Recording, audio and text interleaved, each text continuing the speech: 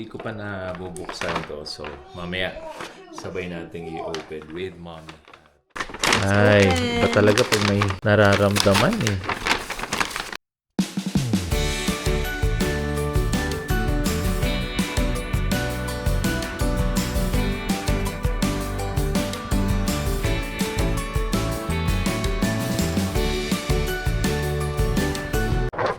Yan, fam, oh. Ko-continue ko na din. Weather check. Ang ganda ng panahon. Actually, fam, punong-puno ng snow. Pero nasa around 5 degrees or 3 degrees centigrade ngayon. So, parang masarap siya sa pakiramdam. Parang naka-super aircon lang. Pero again, cloudy ang weather today. Pero ang ganda nung pagkakalinis nung aming contractor dito sa townhouse. Yan, ang linis-linis talaga. Yan, di ka madadapa talaga. So, wait lang natin si mommy. Siguro early lunch kami or late breakfast. Ayan, fam, sakto. Nandito na si mommy, oh. Ayan, siya yung nagde-drive ngayon ng Honda, ng minivan namin.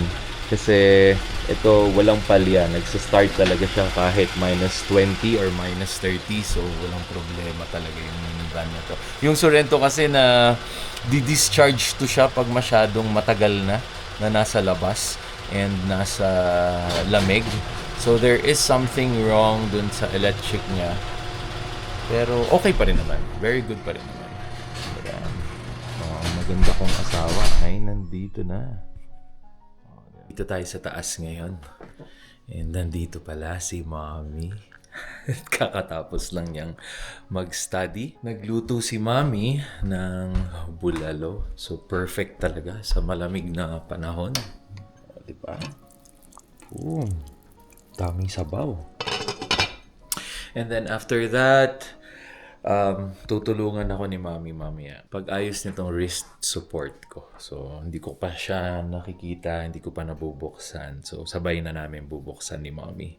So, there you go. Malamig na hapon na. Lunchtime around 1 p.m. na.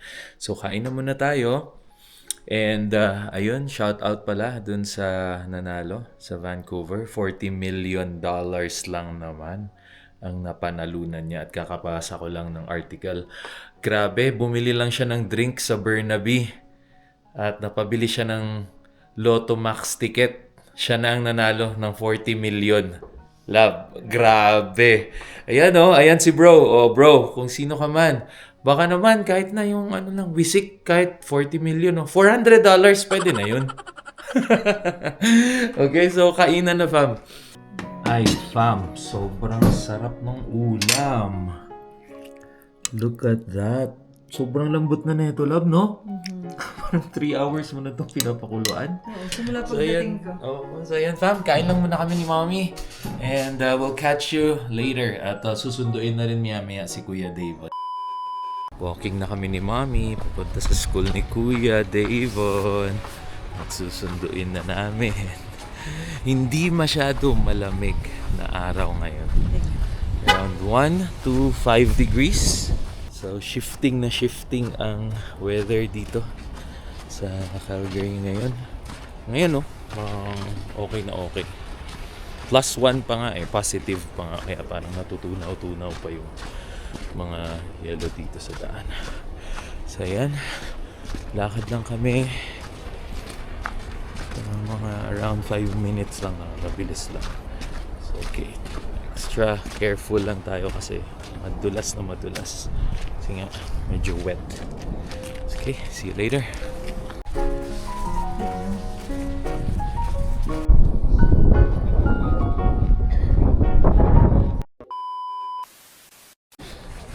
Hello, fam! So yan, nandito na si Kuya Davon. Ano yung sabi mo? Saint Nicholas? Saint Nicholas? I have to go home. Ang dami talagang gustong gawin nito ni Kuya.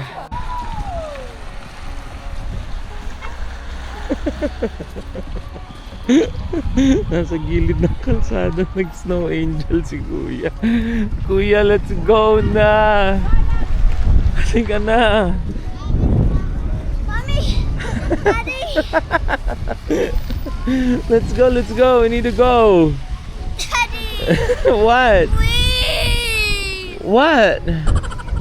You need my help? Okay. Okay, we need to go. Come on.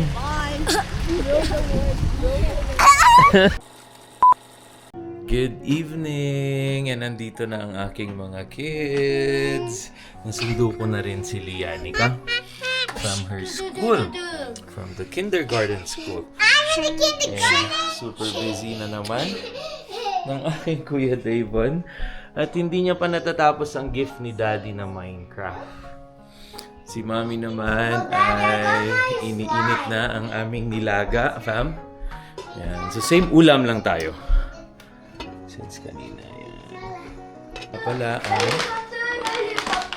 wrist braces ko, or wrist support. So, open natin siya mamaya. At sabay-sabay tayong tingnan kung paano to gamitin. At wala talaga akong idea kung saan siya. In-order ko lang siya kasi maganda yung review. At saka yung pangalan niya kasi parang may carpal tunnel syndrome wrist brace talaga. So, okay, let's go. Let's go. And we're set, fam. Continue natin yung vlog today. Ayan. So, si Lianica pala ay hindi papasok today because you had fever. So, si Kuya lang ang papasok. Okay, so lakad na tayo. At medyo malamig. Di masyado. It's just -1. Pero, naka-all pack pa rin talaga. Full pack pa rin ang mga kids. It's because naglalaro yan sila, fam. We still have 15 minutes before Kuya's bell time, so let's go, Kuya. You need to move out. Kuya. Okay, so let's go. Ayan, fam, oh. Ganda ng araw. Ayan. Yan, may moon pa. So it's around 7:50 ngayon. So mga 15 to 20 minutes pa ang time namin. And since medyo malapit naman ang school, lakad lang tayo. Ang aking kuya. Good morning, kuya. Ang cute ni Lian, mo. Small steps talaga siya. Yan. So good morning, Calgary. Snow na snow. Pero okay lang kasi -1, -3, ganyan. Punong-puno lang talaga ng snow. Ayun, fam. So, sabi ko nga kanina, medyo okay ngayon. Ang weather, -1, -3. Pero may forecast. Late this week, magiging -30 ata or -23. And then, yun, magkakasunod siya. Thursday, Friday, Saturday. So mag-hover siya, -20 up to -30. So sinend ko nga sa family ko sa Pilipinas. Hindi sila makapaniwala. And yung mga brothers ko naman sa Australia, ang weather nila ay +36 naman. So kabaliktaran natin. So it's really a challenge. So ang ganda lang ng contrast ng tinitirhan ng aming magkakapatid. Okay, so lakad lang tayo, mga 10 minutes pa. Can I go or Mabagal not? si Lian. See ya. Ano po? What are you asking? When I'm done at the phone and I'm going to play Kuya, I will be there. Yes, you're gonna be When like Kuya. Kuya going to grade 2.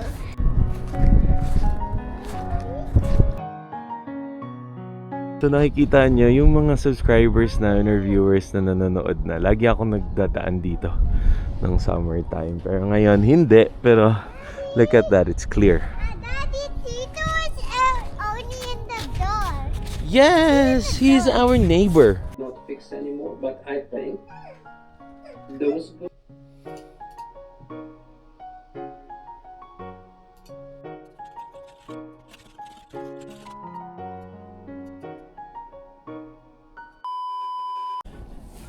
just like that, fam. Patapos na ang aking araw. Siguro mga another 1 hour pa na work. Pero ngayon, susunduin na natin si Kuya David. So, ganda ng weather ngayon. Positive 1 to 5. And super sunny.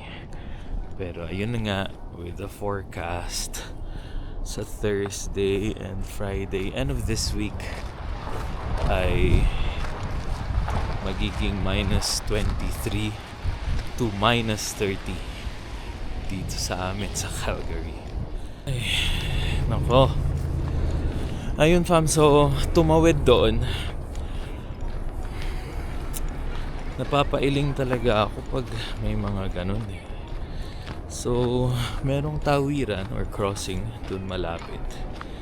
And alam naman nung pick-up truck na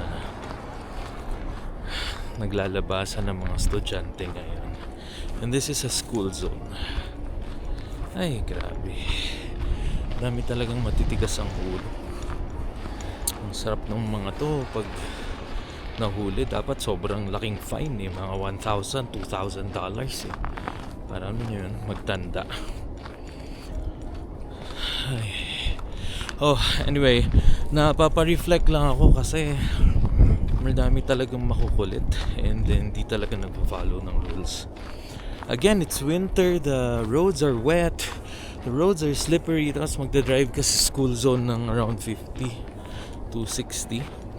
And then, may tatawid biglang ali kanina. Alam niyo, parang dumudulas-dulas pa yung brake niya. Ay, dapat parang gagayahin ang Singapore na fine city. Fine na maganda, pero fine din na sobrang taas ng fine lagi. Yung para kang mapapaisip talaga whether gagawin mo or hindi. Kulit. So, ito lang, walking lang tayo. Yan, ganda ng panahon. Yun pala, ang isa sa popular na fine talaga sa Singapore ay yung pag nagtapon ka ng cigarette butt.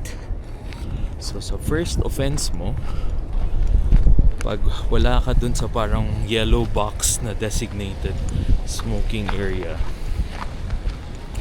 $300 ang fine nun. Next is $500. Nagtapon ka lang ha, or wala ka lang dun sa yellow box, or nagtapon ka ng cigarette butt somewhere. Tapos ang next ata ay $800 or $1,000 na pagpangatlo. Pang-apat, I think 1,500 to 2,000 plus community service. Ang ibig sabihin nun, pag worker ka lang doon, ay mawawalan ka ng work permit. For sure. Kasi matigas ang ulo mo. And so far, wala naman akong nakikitang Pinoy na nawalan pa or alam na nawalan ng ganon. So, di ba? Sumusunod ang Pilipino pag mataas ang penalty or pag mataas ang fine. So, daming makulit. So, okay. Malapit na ako dito sa area ni na Kuya Davan. Excited na. See you later. There's my son. Nasundo ka na. Pauwi na kami, fam. Si Kuya talaga. Non-stop talaga to eh. Favorite niya talaga ang winter eh.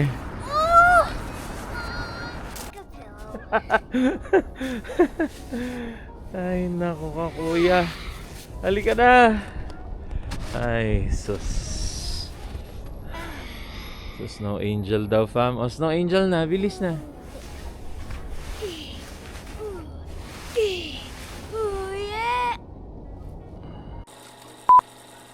Yan, fam.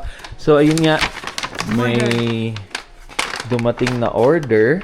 At ito na ang aking risk support. So, tingnan natin kung ay, ba talaga pag may nararamdaman eh. Yan, fam. So, open up na natin ang package. Oh, isa lang pala. I mean, Isang box lang. Yeah. Pero I think dalawa na sila eh. Sa loob. So yan o.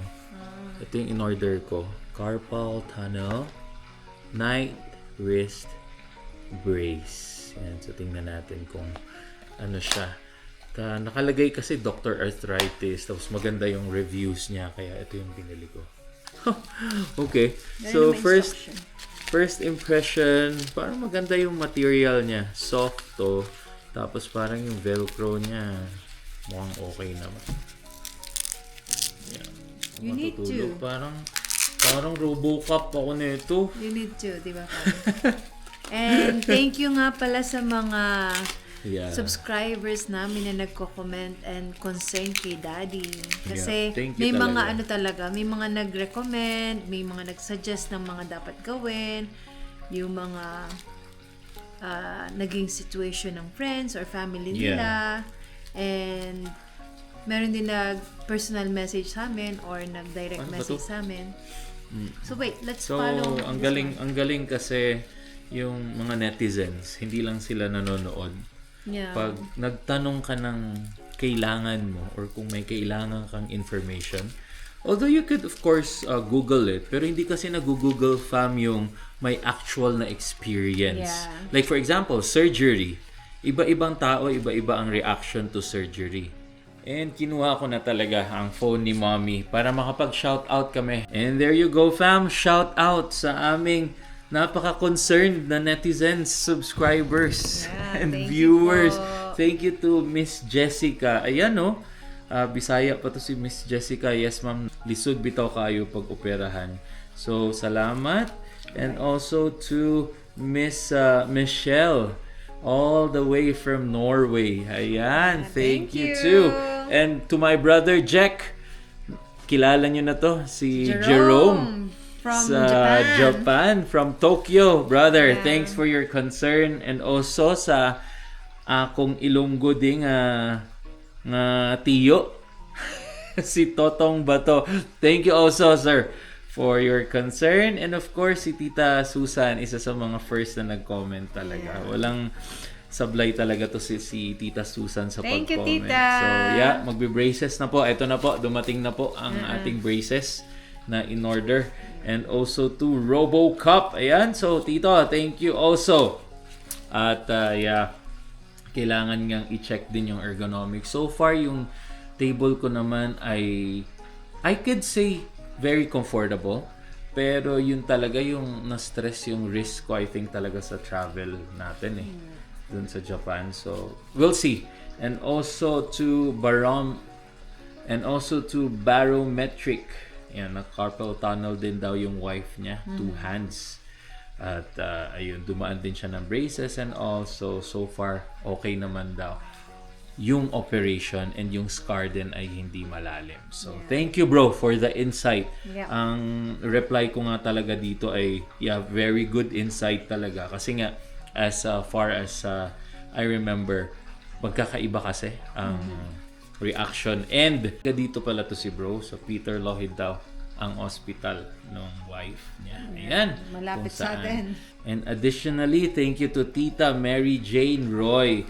Ayan nga po, buti na lang po mild pa siya, or even I could say moderate or close to moderate, kasi namumove ko talaga siya pero may tingling sensation na talaga. So feeling ko talaga parang may naipit lang. Yun naman talaga naipit daw talaga based on the ultrasound. And also to our brothers and sisters, the Seabals here in Calgary. And so thank you everyone for the comment. Na-appreciate talaga namin ni Donna ang lahat ng inyong concern. Binabasa po namin lahat ng comments niyo. Okay, so let's start. Number 1 daw, love, you need to remove all the Velcro. Yeah. Number 1 here. May nakalagay naman number dito, 2. right and left. So, so shoot mo dito yung yan. Thumb. Ooh. Ayan, ibibelcro ko. Pero you need to... Ayan, fam. So, sa booklet, merong mga different symptoms or may mga nararamdaman ka. So, specific yung sa atin sa carpal tunnel. So, ayan, may specific instruction siya kung ano yung gagawin mo for the carpal tunnel. Oh, so ang purpose niya ay para lang hindi mag-move ang wrist ko. Sarap ng may nurse pala na asawa. O mag-nurse ka, lab? Is it okay? Baka naman hindi makaano na yung flow ng tubo mo. Yan, fam. Right hand done. Medyo kakaiba nga siya. Hindi na galaw yung wrist ko. So, left side naman. Ang lalagyan ni Mami. Ayan, mabilis lang siya. So, feeling ko kaya ko nga gawin to, lab, no? Mag-isa. No, pero, Ayan. pero yung higpit kasi. I don't know. So, shout out then to Ate Grace. Our Ate Grace from Vancouver. Yan. Siya yung nagbigay din ng isang quick idea din talaga kung paano sosolusyonan tong nararamdaman kong pait at hindi ka ginhawaan. Bisaya gud ko, fam, pero nagsige na kog Tagalog dire. Okay. Tagalog Ayan. man ang asawa. Tagalog ang asawa eh. Ayan, finished product. And fam, this is my reality now. Sinabi ni Sis Monette, yung recommendation ni Sis parang minilagay siya ditong Yeah. something para daw hindi ma-pressure. Yun naman yung... Ayan. So, this is my reality, fam. Wala na tayong magagawa. So, gagamitin niya to, fam, for the meantime. So, nagpa-schedule na rin kami ng massage for daddy So, si sa Sunday. Tita Joy. Shout out to Tita Tita Joy. Joy. Oo, tumawag talaga si Tita Joy. Thank you for reaching out, Tita Joy. Tita Joy. So, yep, pupunta kami dyan sa inyo, Tita. Salamat again for reaching out. So, at least, And, gawin na natin to lahat na ng pwede. and paano ko na-contact si Tita Joy?